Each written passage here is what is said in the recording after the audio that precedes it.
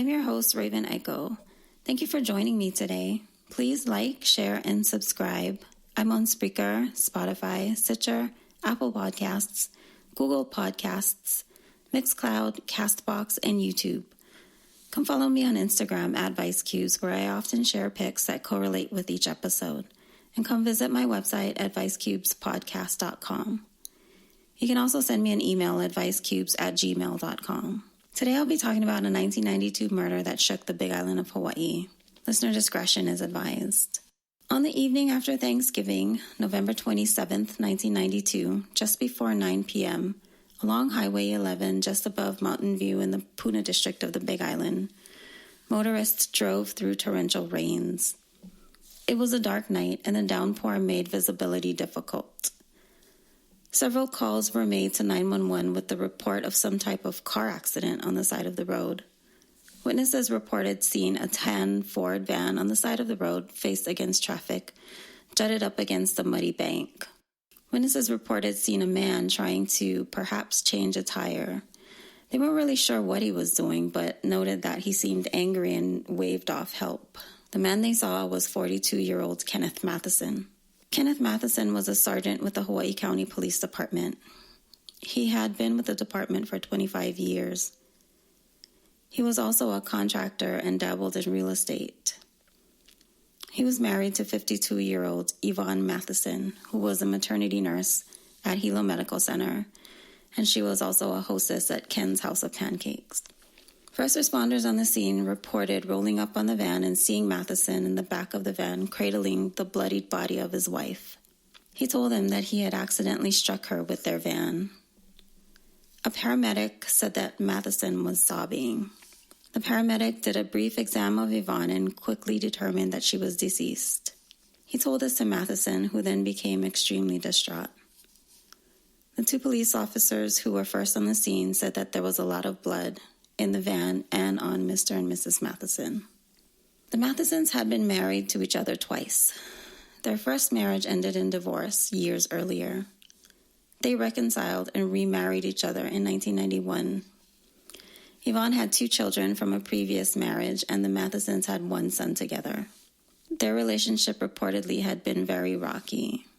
Their neighbors reported that they have witnessed events between the couple in which there was lots of screaming and yelling, and one neighbor had even called the police once while the couple was engaged in an altercation that ended with Yvonne running down the road in the rain and Kenneth chasing her down in his vehicle. According to this neighbor, the police never showed up. According to police reports, Mathison reported that Yvonne was driving their van from the volcano area back toward their home in Hilo. They had just spent the day before with some family, and then had spent the night in the volcano area, I believe at a bed and breakfast. So again, back in their van, driving back toward Hilo, they got into an argument. Kenneth Mathison said that he had just told his wife that he was being named in a paternity suit, and he said that she became very angry and jumped from the moving van. He said that he had to jump into the driver's seat in order to regain control of the van and turn it around to look for his wife. While looking for her, driving back and forth in the rain, he claimed that he accidentally struck her with the van and ran her over. After striking her, he forced the van to the side of the road and it swerved up onto a muddy embankment and got stuck. He got out of the van and located Yvonne and picked her up and tried to get her into the back of the van, but it was locked. He claimed that he opened the front driver's door and got her in that way. He tried to get the van out of the muddy ditch in order to go for help, but it was really stuck in there. He couldn't get it out. So then he got back out of the van. He removed Yvonne from the van. He lay her down on the ground in the rain. He opened up the back of the van and put her in there.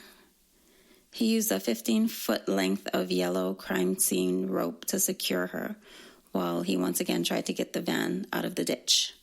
This is when the first responders started to arrive. Now, this isn't like a family van. This is more like a work van. So it's one of those, those bigger the van kind of vans. So Yvonne Mathison's body was taken to the Hilo Medical Center where an autopsy was done before her body was cremated at the request of Kenneth Mathison. According to the autopsy report, she had many injuries, including a badly broken jaw, 2 broken fingers on her left hand, and multiple wounds on her head and arms. In January of 1993, the Hawaii County Police Department completed their investigation and forwarded their results to the Hawaii County Office of the Prosecuting Attorney. Their recommendation was that the death should be prosecuted as a third-degree negligent homicide, a misdemeanor to be tried as a traffic offense. When this was made public, the media, as well as other influential individuals and the Citizens for Justice organization, began to speak out, insinuating that maybe a police cover-up was impeding a homicide investigation. So the Citizens for Justice organization is a group that advocates for victims of crime. As a side note, one of its founders, her name is May Apple McCullough. She reportedly was the victim of a violent crime herself in 2009, and she was killed at the age of 62 in Little Rock, Arkansas, where she had relocated after living in Hawaii for 20 years. The Citizens for Justice organization was instrumental in 2 very high-profile murder cases in Hawaii. This one, and then the 1991 brutal murder of Dana Ireland. We'll be taking a look at that case in a future episode. That one's going to be a biggie. So public pressure began to mount, particularly directed at the police department's investigators. On January 15th, 1993, the prosecutor's office called on the police to conduct additional investigation. The prosecutor asked for Dr. Henry Lee, noted forensic pathologist, to be consulted about the bloodstain evidence in the van. Once the media became aware of this, the case became big news. Dr. Lee was initially sent 175 photos taken by the police, including 25 photos taken by the doctor who performed the autopsy. They depicted facial injuries, a tire impression on her left chest area, and other injuries on her left hand, left arm, and head. After viewing the photos, Dr. Lee made arrangements to fly to Hawaii, which he did on May 7, 1993, to more closely and thoroughly examine the van and other evidence. What he found was no fresh damage to the exterior of the van, which was unusual since he was told that the van was involved in a traffic incident where it had hit a person. When examining the undercarriage of the van, he found that there were several recently damaged areas with smears of a substance later identified as blood, hair-like fibers, soil residue, and vegetative matter. Chemical testing was positive for blood for specimens collected from the axle and muffler. The interior of the van had many areas of blood, approximately 100. Some were contact transfer smears, and some were consistent with medium velocity impact blood spatter. Blood spatter was even found in the front interior of the van. So Dr. Lee's findings were as follows. 1. The blood stains found on the undercarriage of the passenger side of the vehicle are consistent with contact transfer smears from a blood source. These could have resulted from an incident in which the victim was run over. And 2. The blood spatter patterns inside the van are inconsistent with a traffic accident. These patterns are consistent with that which would result from multiple impact forces being exerted on the left side of Yvonne's face and head. So while the forensic investigation was going on, the Citizens for Justice organization continued putting pressure on the police. Police continued to investigate, including talking to the families of the Mathesons and also their neighbors. They looked into the couple's backgrounds, relationships, and finances. On December 6, 1993, an arrest warrant for Sergeant Kenneth Mathison was issued for 1 count of second-degree murder and 1 count of kidnapping. He was arrested the very next day, December 7th. He was placed on administrative leave, and his bail was set at $105,000. His father, a church pastor and police chaplain, posted the bill, and he was quickly released from custody. The trial finally started in October of 1995 and lasted 5 weeks. At trial, the defendant now claimed that he did not run over his wife, but that after she had leapt from the vehicle, she was hit by another car who sped off, and that he had found her body after she had already been fatally injured. Dr. Henry Lee testified about his findings. The defense called their own witness to refute Dr. Lee's findings. They called Tom Bevel. His testimony turned into one that didn't really refute the actual evidence, but attempted to relay that Dr. Lee was not as highly respected as the prosecution would have the jury believe. He did emphasize that, in his opinion, Yvonne's injuries were consistent with being hit and run over by a vehicle.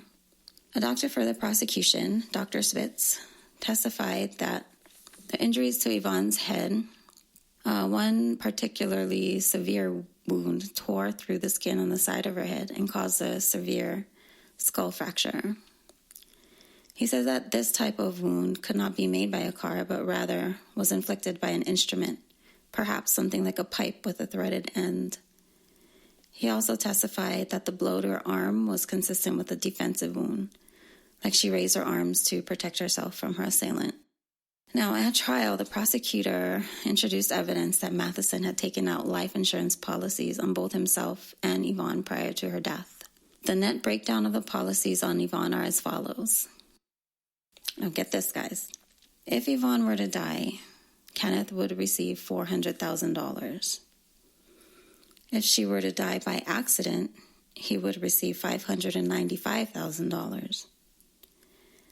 But if she died in an automobile-related accident, he would receive $675,000 with an additional $1 million rider if she died as a victim of a hit and run. So the prosecution also introduced evidence that Mathison was in debt to the tune of around $800,000 due to his real estate dealings. So what I read about that was that he and a partner had invested in or built a shopping area in the Kona area. And it was all done, but they were having problems securing renters for the properties. So he was hurting for money, I guess. Defense attorney Michael Waite argued that another driver had hit Yvonne and killed her. In my opinion, they would have almost had to have made that claim because it would explain why there was no damage to the exterior of the van, something that they could not refute. Kenneth Mathison also took the stand in this one. He was questioned on cross-examination by the prosecutor, and his common response was, quote, "I do not remember," unquote. He even answered this way when he was asked why he initially reported to the police that he had run over his wife himself. Just didn't remember, you know. Jury deliberations got underway on November 22nd, 1995, and the jury returned within 3 hours with a guilty verdict on both counts. Sentencing was scheduled for March 15th, 1996. He received life with parole for the murder and 20 years for the kidnapping, sentences to run concurrently. He would have to serve a minimum of 25 years. In 2009, the parole board increased his minimum sentence on the murder conviction to 90 years. However, after another hearing in 2013, after Mathison sued the state for reconsideration of the mandatory minimum terms for both his sentences, they reduced the minimum sentence back to the original 25 years, which would make him eligible for parole in November 2020. That's this year, guys. A couple months from now. However, Sergeant Kenneth Mathison, convicted murderer, died in the Halawa Correctional Facility on Oahu December 6, 2015, at the age of 63. Foul play is not suspected, and it was reported that he was in hospice care prior to his death, but no official cause of death was given. So that is the case of the murder of Yvonne Mathison. Information for this case is from Hawaii News Now, the Hawaii Tribune Herald, Wikipedia, and the book Cracking Cases: The Science of Solving Crimes by Dr. Henry C. Lee.